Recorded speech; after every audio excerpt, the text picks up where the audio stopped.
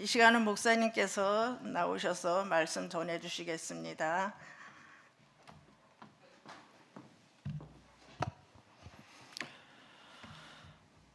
특송을 하는 거를 들으면서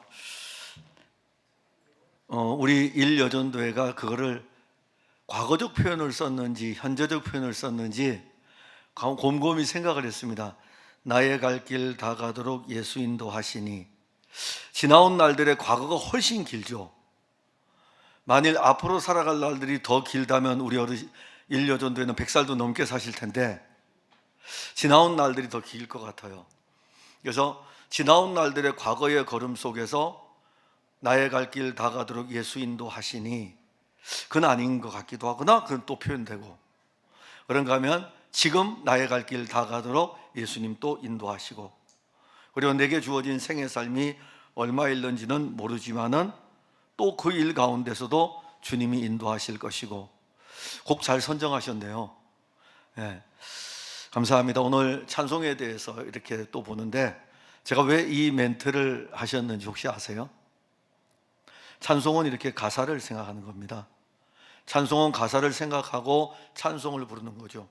나의 갈 길 다 가도록 예수 인도하시니. 그러면 이제 그 찬송 안에는 70년, 80년을 살아오는 동안에 주님이 나의 길을 인도하셨고, 지금 부르는 이 순간에도 주님은 나의 길을 인도하시고, 그리고 앞으로 남은 생이 내게 10년이 남았든지 20년이 남았든지 그 남은 시간도 주님은 나의 갈 길을 인도하신다 라는 부분입니다. 사실 오늘 여러분들과 함께 나눌 찬송에 대한 이 부분은 제가 빼고 다른 부분에 찬송을 인도합니다. 그 부분을 해야 될까?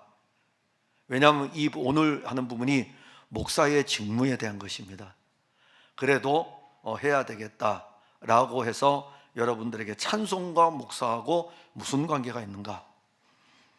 찬송이라고 하는 이 자체는 예배의 한 요소입니다. 그렇기 때문에 우리가 찬송 예배 순서에 보게 되면은 찬송이 들어 있습니다.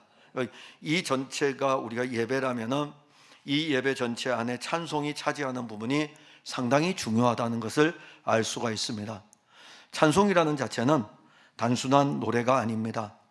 만일 우리가 단순한 노래라면은 우리가 이 회중 속에 이 공동체 안에 참석했을 때 단순한 노래라면 안 부를 수도 있고 뭐 여러 다양한 것이 있을 수 있지만은, 단순한 노래가 아니라 찬송은 하나님께 드리는 찬송의 제사이며 입술의 열매입니다. 오늘 지난주에 우리가 살펴보았던 히브리서 13장 15절의 말씀입니다. 찬송은 단순한 노래가 아니고 하나님께 드리는 찬송의 제사이며 입술의 열매이다. 그래서 이제 우리가 보게 되면은 찬송을 지도하는 일이 목사의 직무 중에 하나입니다. 찬송을 지도하는 일이 찬양대 지휘자가 지도하는 거 아니에요? 아니면은 음악적인 성향이 뛰어난 사람이 찬송을 지도하는 것 아니에요? 라고 여러분들이 반문할 수 있는데, 목사의 직무 가운데 하나가 찬송을 지도하는 일입니다. 우리 헌법만이 아니라 합동 측, 합신 측이라든가 개혁주의 교회의 헌법을 보게 되면, 특히 우리 교단 헌법입니다. 대한예수교 장로회 고신헌법 교회정치 제5장 목사 제11조 목사의 직무. 목사의 직무 가운데 첫 번째가 교인을 위하여 기도하는 일, 두 번째가 하나님의 말씀을 봉독하고 설교하는 일, 세 번째가 찬송을 지도하는 일, 네 번째가 성례를 거행하는 일, 다섯 번째가 하나님의 사자로서 축복하는 일, 여섯 번째가 교인을 교육하는 일, 일곱 번째가 교인을 신방하는 일, 여덟 번째가 장로와 협력하여 치리권을 행사하는 일. 이게 목사의 직무입니다. 우리 대한예수교 장로회 고신헌법에 나와 있는 교회정치 제5장 목사 제11조의 목사의 직무에 대한 부분인데, 그 직무의 세 번째 항에 찬송을 지도하는 일, 이것이 목사의 직무인 것입니다. 그러면 이제 목사는 찬송을 교인들에게 가르쳐 주어야 되는 거죠. 그래서 제가 이거 뺄라 그랬거든요. 왜냐하면 잘 안 하고 있기 때문에. 그런데 왜 하냐 하면은, 제가 다시 한번 제 자신이 목사로서의 직무가 무엇인지를 되돌아보고 제가 목사인데 완벽하게 할 수는 없고, 그리고 또 사실 저는 교회 정치 헌법 잘 안 봅니다. 교회 정치책을 잘 안 보고 교회 정치에 잘 별로 관심이 없어서 그런지, 근데 정치적인 측면이라는 이 측면을 흔히 제가 잘못 이해해서 그래요. 모든 교회들 자체는 교회 정치가 진행이 됩니다. 진행이 되는데 그 중에 목사의 직무에 대한 이 부분을 그냥 이렇게 지나가도 되지만은 오히려 이것을 가르침으로 인해 가지고 제 자신을 돌아봐야 되겠다. 왜냐하면 제가 소홀히 했던 것 중에 하나가 교인들에게 찬송을 지도하는 일입니다. 찬송을 지도하는 일. 그럼 어떤 지도인지는 좀 이따가 구체적으로 살펴볼 수 있도록 하는데, 먼저 교회 역사를 통해서 드러난 찬송을 우리가 어떻게 보아야 되느냐라는 것입니다. 중세시대, 지금 우리가 가지고 있는 이 신앙은 종교개혁의 신앙을 가지고 있습니다. 종교개혁의 신앙을 가지고 있는데, 그러면 종교개혁 앞이 중세시대입니다. 그럼 이 중세시대 때 교회는 모든 부분이 타락했어요.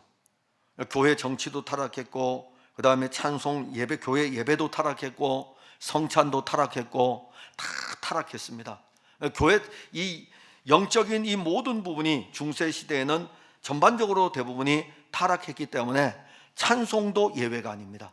그러면 이제 중세시대에는 찬송을 어떻게 했느냐? 사실 중세시대의 찬송은 자신들이 알아듣지 못하는 찬송을 했어요. 그게 무슨 말이냐면은, 중세시대의 이 예배는 어느 교회든지 간에 서유럽의 교회는 라틴어로 예배를 드렸습니다. 그러니까 동유럽 같은 경우에는, 그러니까 우리가 흔히 말하는 동방교회 같은 경우에는 그 지역의 언어로 예배를 드렸다면, 서방교회인 로마 카톨릭은 모든 언어가 예배의 언어가 하나가 돼 있어요. 라틴어입니다. 라틴어로 예배를 드려야 돼요. 독일 사람도 라틴어, 프랑스 사람도 라틴어, 영국 사람도 라틴어, 스페인 사람도 라틴어, 다 라틴어로 예배를 드려야 됩니다. 그럼 예배 중에 우리가 찬송을 부르는데 라틴어로 찬송을 불러야 돼요. 아니, 프랑스 사람이 가뜩이나 그때 당시에는 교육열도 높지 않았고 배우지 못한 사람들도 많은데 자기 나라 말도 제대로 못 쓰는데 라틴어를 어떻게 알겠습니까? 근데 그 라틴어를 가지고 찬송을 부르는 거죠. 예배 중에 찬송이 있으니까. 그러면 이 찬송이 어떤 의미인지 모르고 찬송을 부르는 것입니다. 그게 중세시대의 찬송이었어요. 또 하나는, 회중들은 찬송을, 예배 중에 찬송을 부를 때에 그런 일이 일어나고, 그 다음에 또 하나는 중세시대는 찬송에 또 참여하지 못해요. 우리는 지금 보게 되면 앞에 이렇게 쭉 나와가지고 찬송을 부르고 인도하면서 같이 회중이 같이 따라오고, 모를까봐 계속해서 몇 번 부르고 그러잖아요. 제가 오늘 첫 번째 불렀던 그 찬송은 이제 좀 익숙해졌어요. 처음에는 잘 몰랐는데 이제 익숙해지니까는 무엇이 보이냐면, 그러니까 제가 음악을 잘 못해 그래요. 음악을 잘하면 익숙해지지 않아도 악보를 따라가는데, 음악을 잘 못하니까는 익숙해지니까 악보를 따라가다 보니까 이제 이해가 되는 거예요. 이제는 이해가 좀 돼요. 이제 조금 한 두세 번만 더 하면은 이제는 눈 감고도 부를 것 같아요. 저도 사실 새로운 찬송을 부르면 힘듭니다. 그리고 이제 그 가사도 생각해야 되고, 그래서 처음에 새로운 찬송을 부르면은 가사도 이해도 안 되고 곡도 이해도 안 되고, 그런데 불러요. 일단 부르고 나면 두 번째쯤 부르게 되면은 가사가 조금 들어오면서 곡이 조금 이해가 돼요. 서너 번 부르면 가사와 곡이 이해가 돼가지고 이제 부를 수가 있게 되는데, 이런 상황, 이제 지금은 그렇지만은 중세 시대에는 찬송을 부를 때에 라틴어죠. 그 다음에 회중이 참여하지를 못합니다. 중세 시대 이 미사를 드릴 때에, 예배 미사를 드릴 때에 누가 찬송을 합니까? 전문적으로 훈련을 받은 찬양대만이 찬송을 부릅니다. 다른 사람들은요, 찬송을 부를 때 이렇게 구경하고 있는 거죠. 아마도 그래서 제가 이번에 우리 찬양대 지휘자가 저한테 칸타타에 대해서 언급을 했을 적에 시간을 좀 줄여주면 좋겠다. 왜냐하면 자칫 잘못하면 칸타타를 전혀 이해하지 못하는 성도들이 구경하는 구경꾼이 될 수가 있다. 우리는 음악해 온 것이 아니기 때문에 예배에 참여를 해야 되기 때문에. 그래서 이제 그 이야기를 했어요. 그래서 이제 줄이기로 하고 오늘 또 만나서 이제 서로 이야기를 하는데, 그래서 이제 아마 찬양대 지휘자도 고민을 많이 했던 것 같아요. 그러면 종려주일에 뭐 한 곡을 예루살렘에 입성하는 것에 대해서 언급하길래 그거 괜찮다고, 종려주일에 예루살렘에 입성을 해서 고난주간의 길을 거치는 그 가사의 내용들을 종려주일에 하고, 그 다음에 부활절에는 부활절에 맞춰서 하게 되면은 잘하면 그 곡들을 소화를 할 수 있겠다. 그러면 두 주에 걸쳐서 나누어서 할 수 있는 것이죠. 중세시 이게 지금 우리는 보통 보게 되면은 부활절에 아니면 성탄절에 이렇게 이제 교회가 칸타타를 하고, 칸타타를 보통 하면 한번 한 20분에서 30분 그 사이에서 움직이게 됩니다. 근데 중세 시대는 매 주일마다 예배를 드릴 때에 이런 형식이에요. 그러면 이런 형식이 어떨까요? 이렇게 구경을 하는 거죠. 구경을 하는 것입니다. 전문적으로 훈련을 받은 사람들만이 찬양에 참여를 할 수 있지, 나머지 사람들은 다 그 미사를 드릴 때에 구경을 하게 됩니다. 종교개혁을 일으킬 때에 전반적으로 타락이 돼 있고 부패되어 있기 때문에 다 고쳐야 되잖아요. 그럼 종교개혁자들이 고칠 때에 예배를 개혁해야 되겠죠. 예배를 개혁하면서 예배 안에 있는 기도도 개혁해야 되고 찬송도 개혁해야 되고, 그럼 종교개혁자들은 어떻게 개혁했냐면 에베소서 5장 19절에 보면 시와 찬송과 신령한 노래들로 서로 화답하며 너희의 마음으로 주께 노래하며 찬송하며, 그러니까 서로 교통하고 서로 화답하는 것입니다. 시와 찬미와 신령한 노래를 가지고 예배의 인도자뿐만이 아니라 온 회중들이 함께 화답하면서 온 회중이 마음을 다하여서 하나님을 찬송하는 것, 이게 바로 종교개혁자들이 본 찬송에 대한 것입니다. 그럼 이제 우리가 교회 역사를 통해서 어떻게 찬송을 불러야 될까라고 했을 때 온 회중이 다 함께 참여하는 것입니다. 그 온 회중은 어떤 의미입니까? 온 회중은 구원받은 성도들입니다. 초기 기독교 공동체는요, 예배를 드릴 때에 일부 예배를 드립니다. 이 일부 예배는 전도한 사람도 다 모여요. 그러니까 오늘날 일부, 2부 개념이 아닙니다. 자, 자기가 자기 남편을 전도를 했어요. 초기 기독교 공동체 때. 그러면 이제 예배 드리러 올 거 아닙니까? 그럼 아직 세례를 안 받았어요. 그럼 그들은 일부에 모여서 다 함께 예배를 드립니다. 그 다음에 두 번째 2부 예배를 드리게 돼요. 그러면 이 2부 예배는 세례받은 교인들만 들어가서 별도로 예배 드립니다. 왜냐하면 그때는 성찬을 시행해야 되기 때문에. 그래서 공간이 이렇게 돼 있죠. 여기에 하나가 있어요. 여기서 예배를 드렸어요. 그럼 이제 세례받은 성도들은 여기에서 다 움직여가지고 다음 공간으로 갑니다. 제가 미국에 갔을 때 그걸 못했어요. 어느 교회에서 저보고 설교를 해달라고 하는 바람에 거길 못 갔는데, 갔다 온 사람 이야기를 들으니까 그분들이 성공회 예배에 참석을 했던 거예요. 성찬을 보고 싶었던 거죠. 한 공간에서 예배를 드리고, 그 다음에 이 예배가 끝난 다음에 다음 공간으로 예배가 넘어가는데 세례교인들만 넘어갑니다. 세례교인들이 넘어갈 때 모든 성도들이 일렬로 쭉 서가지고 그 앞에 있는 사람에게 손을 다 얹고, 그러면서 두 발을 걸어가는 거예요. 한 발, 두 발 걷고 한 발 뒤로 오고, 다시 또 한 발, 두 발 걷고 한 발 뒤로 오고. 왜냐하면 계속 걸어가면 엉킬 수 있으니까는 이런 보이지 아니하는 규율을 따라가지고 한 발, 두 발, 뒤로 한 발, 한 발, 두 발 이래가지고 다음 공간으로 넘어가고 그 다음 공간에서 성찬을 하는 것입니다. 근데 이게 초기 기독교 공동체가 했던 성찬의 예식이 일부에서 전도된 사람들하고 같이 예배드리고, 그 다음에 세례받은 사람들은 별도로 세례 성찬을 또 집례를 하고, 그러니까 성찬식을 거행을 합니다. 그 일을 통해 가지고 교회 공동체는 온 회중이 다 함께 참여를 합니다. 찬송을 할 때에도 다 함께 찬송을 하게 되죠. 그러니까 구원받은 성도들은 하나님을 찬송하기 위해서 여기 모여 있는 것입니다. 우리가 왜 예배를 보느냐 하면은, 예배를 하는 이 관점에서 우리가 보게 되면은 하나님을 찬송하는 것입니다.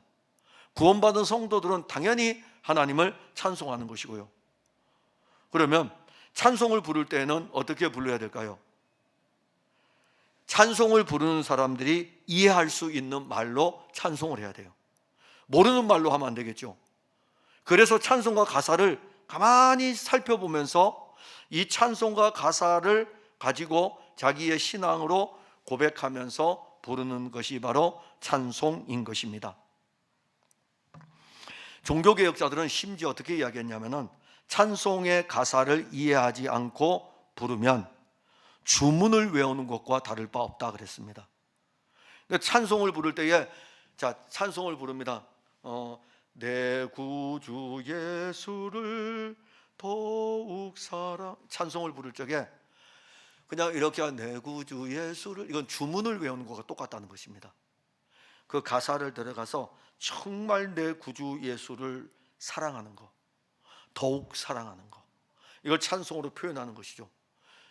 그냥 흥얼흥얼 거리는 것은, 가사를 이해하지 않고 부르는 것은 그냥 주문을 외우는 것과 다를 바 없다. 그럼 주문을 외우는 것과 다를 바 없다는 것은 찬송은 하나님을 찬송하는 일이고 하나님의 하신 일을 찬송하는 것이고 하나님의 영광을 찬송하는 것인데, 주문을 외운다는 이 자체는 하나님이 기뻐하시지 않는 찬송인 것이죠. 찬송을 그러면 부르게 되면 종교개혁자들은 찬송과 가사를 제대로 이해해야 된다. 찬송과 가사를 제대로 이해해야 되고, 그럼 찬송과 가사를 제대로 이해하고 찬송을 하려면 무엇이 따라와야 될까요? 연습이 따라와야 되죠. 찬송을 계속 연습하는 겁니다. 찬송을 연습해야 되는 것은 교회 헌법에도 나와 있어요. 장로교 고신이나 합동이나 합신의 이 헌법에 예배 모범에 보게 되면, 헌법에 이제 예배 모범이 있는데 이 예배 모범을 보면은 찬송을 연습해야 된다라고 우리에게 알려줍니다. 고신 헌법 예배 지침 제 9조에 보면 찬송은 구원받은 신자의 당연한 의무이며 은혜에 대한 감사의 표현이다. 성도들은 찬송을 부를 때 그 가사의 뜻을 충분히 이해하고 곡조에 맞추어 마음을 다해야 하며 연습을 충분히 하여 하나님께 영광이 되도록 하는 동시에 온 교회가 다 함께 불러야 한다. 찬송을 연습하는데 제1번, 가사를 먼저 이해를 해야 되고, 가사를 이해하고 난 다음에 같은 곡조로 가야 되니까는, 이미 같은 곡조는 약속이 되어 있죠. 찬송가에는 이 곡을 쓴 사람들의 곡조가 약속이 되어 있습니다. 여러분들이 이야기하는 콩나물 머리요, 콩나물 머리가 약속을 따라서 이렇게 다 그려져 있습니다. 그러면 요 그려진 요 곡조에 맞추어서 찬송과 가사를 이해하고 난 다음에 요 곡조를 따라서 불러야 되는 것입니다. 그리고 부를 때에 우리는 이렇게 생각합니다. 처음 모르는 찬송을 부를 때에 연습한다고 했을 때 어떤 부분을 연습할까요? 곡조에 대해서 연습한다고 생각하죠. 근데 그렇지가 않습니다. 예배 모범에서는 곡조에 대한 연습이 아니고 가사에 대한 것입니다. 가사를 계속 생각하는 거예요. 찬송과 가사에 대해서 계속 생각하고 찬송과 가사를 깊이 생각할 뿐만이 아니라 그 찬송과 가사가 무엇을 전해주는지를 보게 됩니다. 오늘 불렀던 두 번째 찬송이 있습니다. 우리 앞에서 인도했던, 제가 볼 때 앞에서 찬송 인도하는 이 친구들이 예전에 우리가 보게 되면은 우리 중심이었죠. 우리 중심이라는 것은 뭐냐 하면은 가다가 지쳐 쓰러질 때 주 이름 부르겠네 라든가, 아니면 주님이여 이 손을 꼭 잡고 갔어서, 이런 식의 우리가 찬송이 복음성이 있었다면, 사실 여기에서 부르는 찬송의 의미는 뭐냐 하면은 하나님의 아들 그리스도가 이루신 이 구원에 관한 일들을 노래하는 것입니다. 그런데 오늘 두 번째 보게 되면은 십자가의 구속의 은혜에 대한 것들이 나와 있습니다. 그 가사를 쭉 살펴보게 되면, 그러면 이제 그 가사를 이렇게 하나하나 살펴보면서 이해를 해야 되죠. 충분히 이해를 하고 난 다음에, 이게 이제 연습하는 것입니다. 충분히 이해하고 난 다음에 그 다음에 곡조를 따라서 하나님을 찬송하는 것입니다. 그러면 찬송 연습은 누가 시켜야 될까? 이제 여기에서 이제 이런 순서를 쭉 볼 때에 찬송 연습은 누가 시켜야 될까? 교회 안에서 음악을 전공한 사람이 찬송을 연습시켜야 될까? 그랬다면 악보를 이야기했겠죠. 성악을 공부한 사람? 그렇다면 목소리에 대해서 이야기했겠죠. 화성을 공부한 사람? 그렇다면 그 사람은 어떤 내부 사부로 되어져 있는 것에 대해서 알려줬겠죠. 찬송을 부를 때, 우리 교인들이 찬송을 부를 때에 뭐 베이스 파트, 소프라노 파트, 테너 파트, 알토 파트 해가지고서 화성에 대해서 가르쳐 주겠겠죠. 그런데 찬송 연습은 가사라 그랬어요. 가사. 종교개혁자들은 가사를 굉장히 중요하게 여겼고, 그 가사, 하나님이 하신 일을 노래하는 것이기 때문에 지휘자나 반주자가 지도하는 것이 아니고 목사가 찬송을 지도해야 된다. 목사가 찬송을 지도해야 된다. 왜냐하면 찬송의 핵심이 음정이나 박자에 있는 것이 아니라 가사에 있기 때문입니다. 그러니까 우리가 찬송을 부를 때 핵심이 어디 있느냐라고 했을 때에 그것은 바로 가사에 있습니다. 많은 분들이 제가 이렇게 신방을 가면 연세 드신 분들이 어떤 찬송 부를까요? 이렇게 물으면 어떤 찬송 부르자고 할 것 같아요? 연세 드신 분들은 301장 부르자 그래요. 301장을 모르면 이렇게 말씀하셔요. 지금까지 지내온 거 부르자고요. 다 하셔요. 지금까지 지내온 건 다 하셔요. 왜냐하면 그분들은 그 가사를 다 알아요. 그 의미가 뭔지. 인생을 지금까지 살아오는 동안에 하나님의 은혜가 주어졌고, 마지막 3절에 가게 되면요, 이제 이 인생 육신의 장막을 벗을 날이 가까이 오기 때문에 주님과 만나는 장면이 3절에 나와 있거든요. 그런 부분들에 대해서 목사가 찬송을 사실 지도를 해야 됩니다. 제가 이걸 빼고 싶었던 게 이런 걸 못하기 때문에 빼려고 그랬던 거예요. 그러나 저는 이걸 같이 하면서 얼마나 중요한 찬송인가를 알려줄 때 음정보다 박자보다 중요한 것이 가사라는 것입니다. 그래서 가사를 생각하고 이 가사를 통해 가지고 자기 자신을 고백하는 거죠. 신앙에 대한 고백을 하는 것입니다.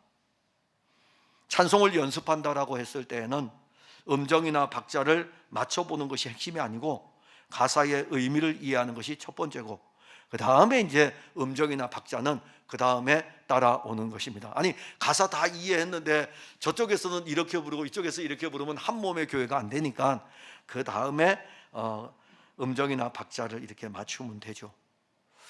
그러면 찬송의 목사라는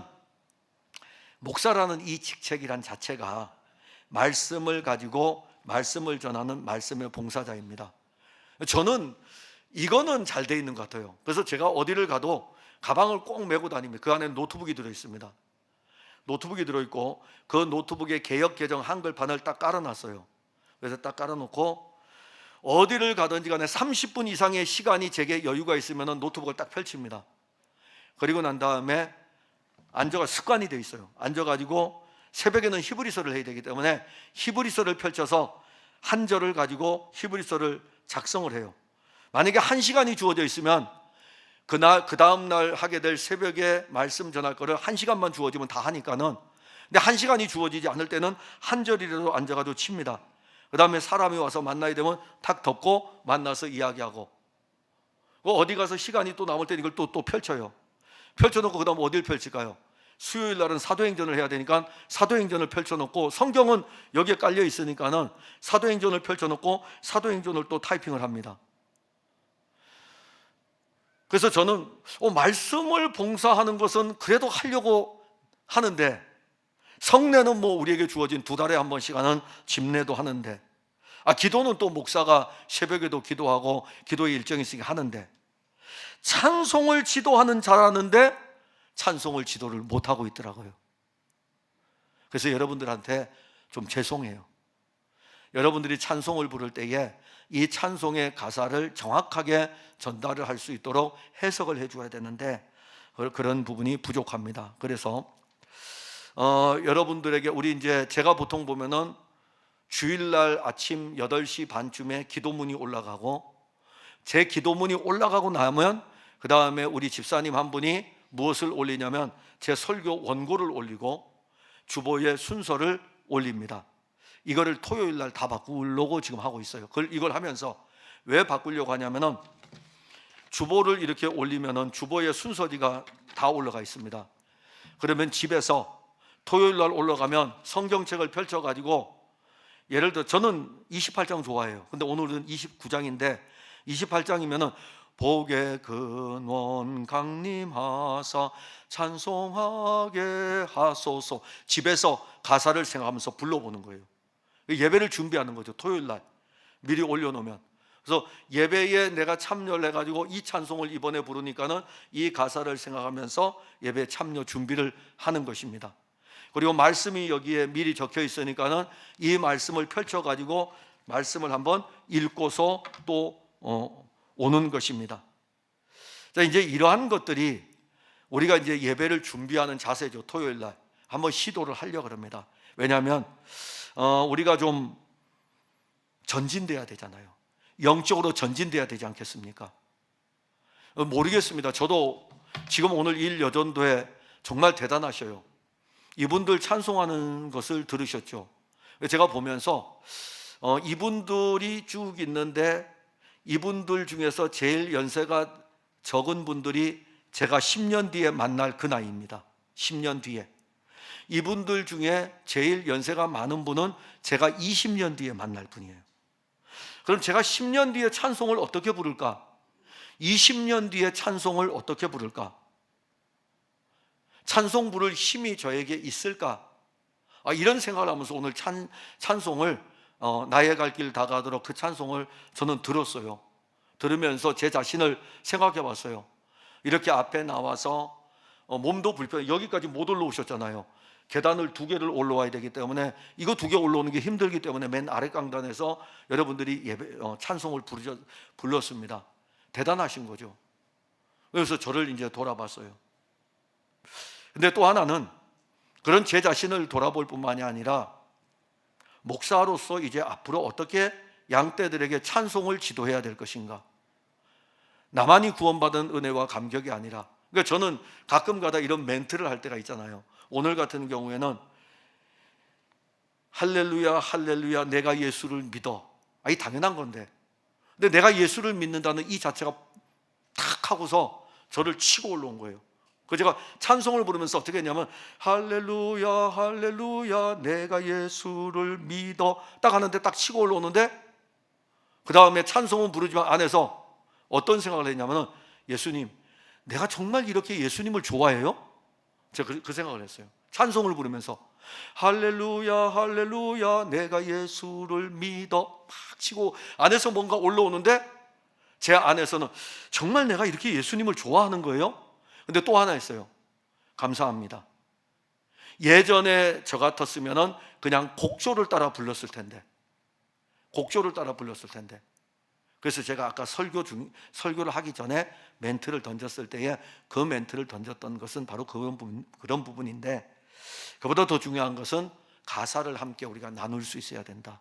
이게 이제 저의 몫입니다. 어떻게 해야 될지는, 그래서 일단은 토요일 날 될 수 있는 대로 찬송가 이 예배 순서를 올려서 여러분들이 집에서 한 번씩 부르면서 가사를 생각하고 불러보고 주일날 와서 예배에 그 찬송을 부르는 것입니다. 그럼 또 다를 것입니다. 그래서 이제 5번에 보면은 교회는 예배를 드리기 전에 찬송을 연습해야 된다. 제가 이걸 보면서 이거는 절대로 안 될 것 같은데요. 왜 그러냐면 우리 교인들한테 만약에 예배 전에 와서 찬송하자 그러면, 연습하자 그러면 얼마나 오겠습니까? 그런데 절대로 안 되는 건 아니고 할 수 있는 방편이 어떠한지를 찾아는 봐야 되겠죠. 그래서 이제 또 하나는 당회입니다. 당회는 목사를 통해서 찬송을 지도하는 일을 해야 됩니다. 그러니까 당회가 왜 있냐면은, 우리 장로님들 여기 계신데 당회가 왜 있냐면은, 당회는 행정적인 업무만 처리하는 것이 아니라 영적인 업무가 굉장히 중요합니다. 그 영적인 업무 중에 하나가 무엇이겠습니까? 찬송도 포함되고 기도도 포함되고 말씀도 포함되죠. 그래서 당회는 목사를 통해 가지고, 목사님 이번에 우리가 찬송을 부를 때 이런 것들을 사실 지도를 해야 되겠습니다. 그렇게 해야 되겠죠. 여기 우리 SFC 운동원 지금 올라갔는데 SFC 운동원들이 찬송 잘 안 해요. 잘 안 합니다. 저는 이제 그 옆에 앉아 있기 때문에 저놈들 들으라고 일부러 큰 소리도 부르고 막 그러거든요. 근데 잘 안 돼요. 뭐 어쩔 수 없잖아요. 그 언젠가는 또 부르겠죠 뭐. 여기 앞에 나와 있는 청년 보세요. 우리 막내 아들도 그렇고, 그 다음에 그 옆에 있는 우리 누구누구 청년도 그렇고, 이 청년들이 찬송을 잘 부르던 청년들이 아니잖아요. 이제 앞에 나와서 이제는 크게 찬송을 부르고 있지 않습니까? 얼마나 감사합니까? SFC 운동원들이 지금은 그럴지라도 또 하면서 찬송을 부르게 되거든요. 그럴 때에 오히려 당회가 이렇게 요청해야 되죠. 목사님, 우리 교회의 SFC 운동원들이 찬송을 잘 부르지 않는데 찬송을 부를 수 있는 방법을 우리가 어떻게 하면 좋을지 당회가 오히려 이 문제를 거론을 해야 됩니다. 그래서 찬송을 이 아이들에게 어떻게 가르쳐 줘야 될지 지도하는 거죠. 어저께 저한테 온 톡이 하나 있는데, 우리 SFC 운동원들이 뭘 하고 있냐면은 합주를 연습하고 있어요. 악기를 가지고 지금 연습을 하고 있습니다. 제가 너무 고생한다고, 잘한다고. 그러니까 거기에는 드럼도 있고 기타도 있고 피아노도 있고, 그들이 이제 지금 요즘 배우잖아요. 예배 끝나고 나면 오후 때 이들이 배우고 있거든요. 배우고 있는 걸 가지고 이번 안 물어봤어요. 찬양제에 나오려고 연습하나? 아직은 안 물어봤는데 아무튼 합주를 하고 있는 모습이 보였어요. 그렇게 하는 거예요. 당회도 이 부분에 대해서는 또 책임이 있습니다. 그런데 당회에 대한 전적인 책임은 저에게 있는 거죠. 그래서 찬송을 지도하는 이 일을 교회가 해야 되고, 왜 이 일을 해야 되냐면은 회중들이 말씀도 잘 들어야 되지만은 찬송도 잘 불러야 됩니다. 노래를 잘 부르라는 의미가 아니라 말씀을 들은 것을 가지고 그 말씀이 우리의 입술을 통해서 하나님을 찬송하는 것이기 때문에 말씀도 잘 들어야 되고 찬송도 잘 불러야 됩니다. 그러면 바른 찬송은 뭐냐 하면은 얼마나 아름다운 곡조를 뽐내는 것이 아니라 그 가사의 영적인 의미를 얼마나 이해하고 있고 그 가사를 이해한 만큼 감사할 수 있는가, 그게 바로 찬송입니다. 그래서 우리는 이러한 부분을 보면서 찬송이 이렇게 가사가 중요한 것이구나, 가사가 중요하다라는 것을 아시고, 다음 주부터라도 여러분들이 예배를 드릴 때 찬송을 부를 때에 가사를 하나하나 생각하면서 부르고, 혹시 아직 제가 가사에 대해서 이렇게 지도를 못할 때에는 저한테 물어보시면 돼요. 도대체 이 가사의 의미가 무엇입니까? 물어보면 제가 그 의미에 대해서 개별적으로 답변을 이렇게 드리도록 하고, 그래야만이 구원받은 성도로서 하나님을 찬송할 수 있는 기쁨과 즐거움을 회복하는 것입니다. 곡에 따라 움직이는 게 아니에요. 그러니까 우리가 곡에 따라 움직이면은, 한국 사람들의 특징은 우리의 정서가 한의 정서이기 때문에 그러니까 단조곡을 우리나라 사람들은 좋아해요. 단조곡을 좋아하고 단조곡이 나오면은 같이 흥얼거리며 나아갑니다. 그러니까 곡조를 따라가는 거죠, 가사보다도. 근데 찬송가는 대부분이 장조곡으로 되어 있습니다. 장조곡으로 되어 있기 때문에 단조곡은 별로 없어요. 그러다가 하나 단조곡이 딱 걸리면 이 찬송이 그냥 딱 와닿는다고요.